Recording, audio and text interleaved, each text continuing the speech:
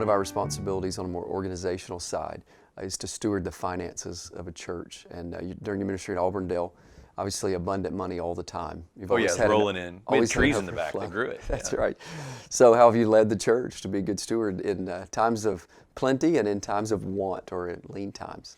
Well, I first would say, as I'm sitting here and serving with Practical Shepherding now, that God had a plan to have me pastor a normal-sized church with a below average, even normal budget, with an annual budget. We've never had a lot of money as a church.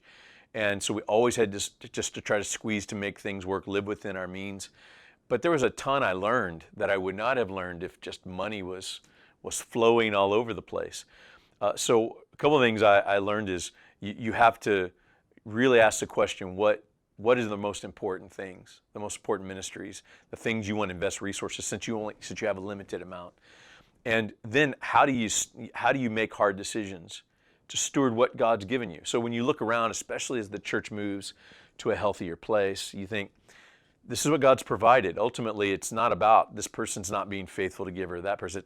This is what God has provided, and we have to figure out how to live within our means. So I also want to encourage pastors, don't begrudge what you do have. And I think a lot of pastors, we all wish, there's never a year that I didn't wish I had more for us to use. And I'm even pleading with God, like, God, you know what we're going to use it for. Can't we have another $100,000 for this year, you know?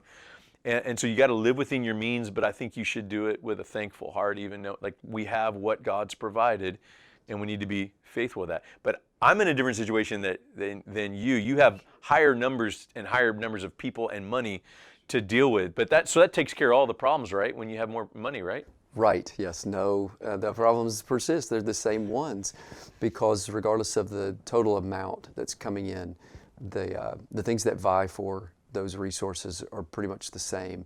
And you're always looking at the opportunities that exist, and you always think, if we just had a few more dollars, we could invest in this, or we have these partners around the world, if we had a few more dollars, we could invest in them, or we could bolster this ministry, we could add this staff person, we could do these things. Yeah.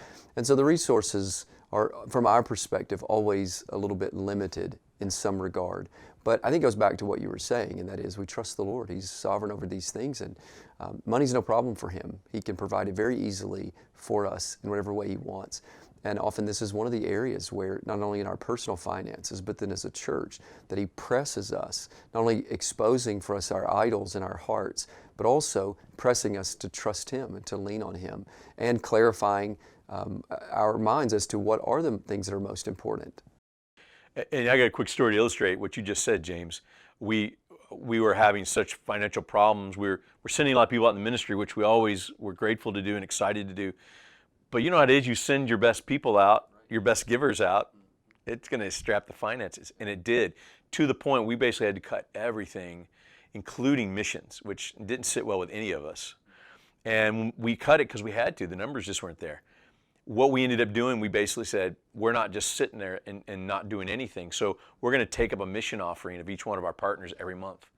James, that year, we gave more money to missions through those monthly offerings than we would have by the percentage giving that often our churches do. And I was so thankful to God to see that and to learn that that's because people were more invested. You're talking about that ministry all month. I just kicked myself because I realized that we failed at informing our people, and people wanted to give more. So the point of that is God used us having to make really hard, painful decisions, not understanding why our money's where they are, and to where God taught me one of the most important lessons to make our church even give more towards missions. And so a pastor listening to this feeling strapped in their finances, and as they think about that, wishing they had more money, look around, don't miss. God's going to teach you things and your church based on that. And you just got to trust that that's what He's doing in the midst of it. Yeah, be driven more by what God has called us to and less by what the dollar amount is, and trust the Lord in that and in investing whatever you have. But what a great example of leading the church in terms of giving. And that should always be our posture, right? Yeah. We want to steward finances in a way that honors the Lord, but also the disciples are people. Yeah. That leads them to know and understand how they ought to steward all aspects of their lives, but particularly finances. I work with dying churches that have a gazillion dollars in the bank, but they're dead as doornails. Right.